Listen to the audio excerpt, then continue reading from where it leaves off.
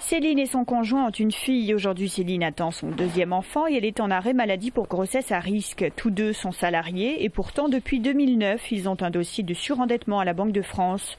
Un premier bébé, un crédit à la consommation pour voir venir, puis un autre pour rembourser le premier et le système s'enraye. L'argent facile, c'est les belles choses. On n'a pas forcément les salaires qui vont avec. L'engrenage, on y était déjà dedans, donc pour éviter justement de continuer dans cet engrenage, pour éviter justement que les huissiers arrivent à la maison ou toutes ces choses désagréables, quoi. On a décidé de partir sur une association. Enfin, on nous a indiqué une association qui pourrait nous aider à justement monter notre dossier de surendettement. Comment vous vivez actuellement ?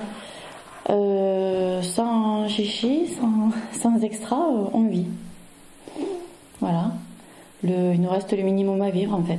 Le 2 octobre dernier, à Cugnot, un homme de 59 ans qui ne payait plus ses loyers s'est suicidé à l'arrivée d'un huissier venu lui porter un arrêté d'expulsion. Pour Famille de France, qui accompagne les personnes à raison de 6 à 8 rendez-vous par permanence, il n'existe plus de profil type du surendetté et les récentes annonces du gouvernement sur l'imposition ne devraient faire qu'aggraver la situation. Une recrudescence de dossiers en peut-être pas 2013, mais en 2014, on risquerait d'avoir ce nouveau type de profil, parce que c'est les tranches, d'après ce que j'ai pu entendre, c'est 9 personnes sur 10 qui vont se retrouver imposables. Ça laisse peu de monde dans la tranche la plus basse, c'est-à-dire c'est les gens qui perçoivent le RSA. En France, un dossier est déposé toutes les 2 minutes à la Banque de France, soit environ 230 000 par an. Dans le département, 3 688 ont été déposés en 2011, soit 10% de plus qu'en 2010, avec un niveau moyen d'endettement de 32 000 €.